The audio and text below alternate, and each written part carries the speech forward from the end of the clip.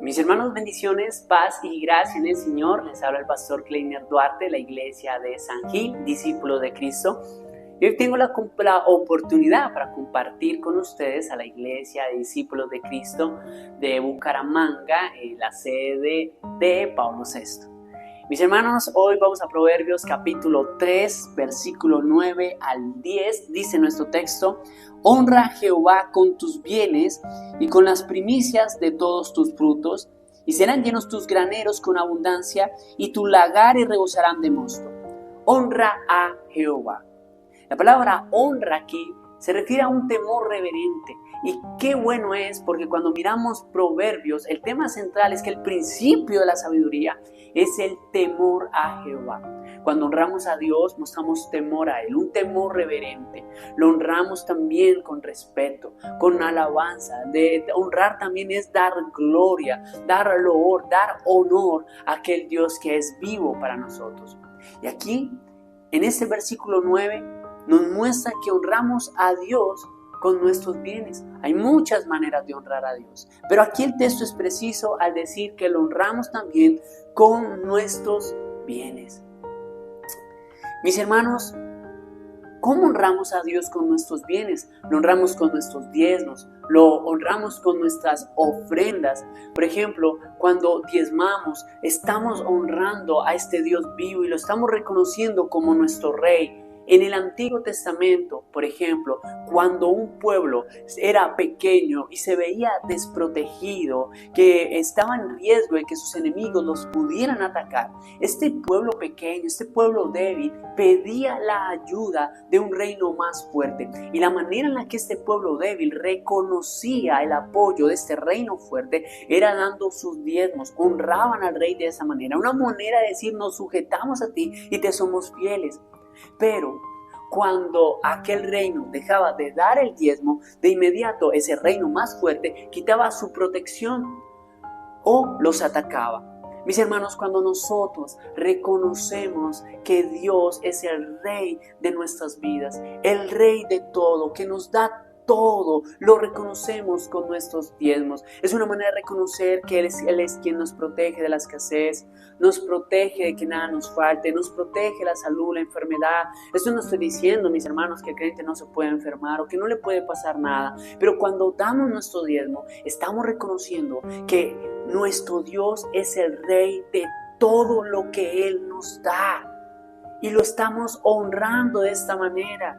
Cuando un creyente tiene la lista, cuando le han pagado y tiene la lista de sus necesidades, y lo primero que hace es sacar el diezmo, antes de lo demás, está reconociendo primeramente al Señor como su Rey sobre todas las cosas. Ahora, cuando damos el diezmo, no estamos siendo generosos, estamos cumpliendo la ley. La generosidad empieza cuando vamos más allá de la ley. Por ejemplo, en el Nuevo Testamento, la iglesia primitiva, ellos no solo daban el diezmo, porque ellos tenían una actitud muy generosa, ellos daban más allá del 10%. Mi hermano, si te cuesta ser generoso, empieza por el diezmo. Empieza primero por el diezmo, si te cuesta ser generoso, hermanos míos. Hoy en día escuchamos de pastores o personas que enseñan que no es necesario dar el diezmo. Claro que sí, es necesario dar el diezmo. Con el diezmo honramos a Dios. Y es verdad, nosotros los creyentes debemos ir más allá del diezmo, debemos ser generosos. Pero vuelvo y digo, si te cuesta ser generoso, empieza por dar el diezmo. Honra al Señor con tus bienes. También dice nuestro texto: y con las primicias de todos tus frutos. Ay, mis hermanos, algo que no se me puede pasar por alto es que a veces nosotros creemos que cuando damos el diezmo estamos honrando al pastor, estamos honrando a una denominación. Mis hermanos, no es así. Nosotros no damos por honrar a nadie. Nosotros damos por honrar a Dios. Y unas cosas también que hacían el pueblo judío era que honraba a Dios también con las primicias de todos sus frutos.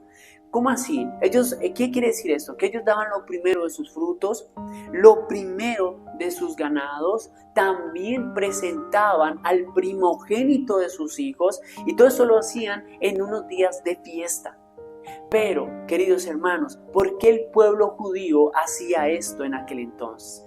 Porque era un pueblo que estaba anteriormente en la esclavitud de Egipto, eran esclavos de Egipto. Y allí en los egipcios, ellos tenían un Dios para la fertilidad, un Dios para el ganado, para las cosechas, para las aguas, para todo tenían un Dios. Pero Dios, cuando liberta a su pueblo, les enseña que den lo primero de sus cosechas, de sus frutos, para que aprendan que el que da todo es solo el único Dios verdadero de las Escrituras, de su palabra. Ahora, hoy en día se debe dar primicias, se debe dar lo primero de los ganados, lo primero de los mangos, lo primero de las cosechas. Mis hermanos, obviamente no. Si miramos, por ejemplo, 2 de Corintios capítulo 16 nos muestra por qué no debemos dar primicias, porque aquello fue un cumplimiento en Cristo, una sombra que había de venir. Dice el texto, capítulo 2, versículo 16. Por tanto, nadie os juzgue en comida o en bebida o en cuanto días de fiesta, lunas nuevas o días de reposo. ¿Por qué? Todo lo cual es sombra de lo que ha de venir, pero el cuerpo es de Cristo. O sea que ya no damos primicias, ya no hacemos esas fiestas. ¿Por qué razón? Porque era una sombra de lo que había de venir. ¿Y quién era lo que había de venir? Cristo. Cristo es ahora la primicia. Las primicias se cumplen en Cristo. Si miramos, por ejemplo, 1 de Corintios capítulo 15, versículo 20 dice, mas ahora Cristo ha resucitado de los muertos. Escuchen bien, primicias de los que durmieron es hecho.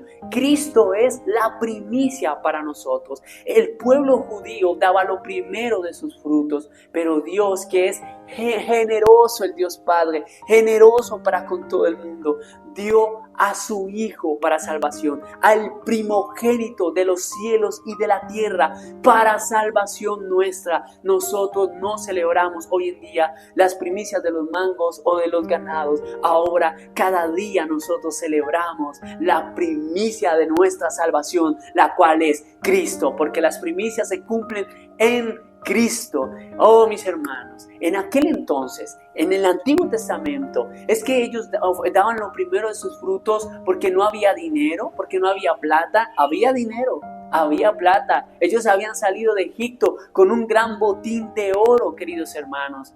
¿Y por qué no daban del dinero como primicias? Sencillamente porque era una sombra de Cristo. Por eso hoy en día lo único que nosotros damos para el avance del reino es el diezmo y las ofrendas, más no las primicias. Ahora, hay una gran bendición acá que muestra nuestro texto de Proverbios capítulo 3, versículo 8, Proverbios capítulo 3, versículo 9 y 10, y en el 10 dice, y serán llenos tus graneros con abundancia, y tus lagares rebosarán de mosto. Podría entrar en detalle en este texto de lo que eran los lagares y el mosto, pero mis queridos hermanos, lo que quiere decir el texto es que cuando somos generosos con nuestro Rey, cuando lo honramos, hermanos míos, el Señor nos bendice, el Señor permite que nada nos falte, cuando le somos fieles a Él. Pero mis hermanos, no vamos a diezmar, no vamos a ofrendar con un corazón pecaminoso, de que si damos entonces 100,000 pesos, entonces el Señor nos dará de 300,000 o nos dará 7 veces más. No lo vamos a hacer con ese corazón como pretendiendo que si damos es como una pirámide, que esto se nos va a multiplicar. No lo vamos a dar por ese sentido, porque estamos mostrando codicia en nuestro corazón.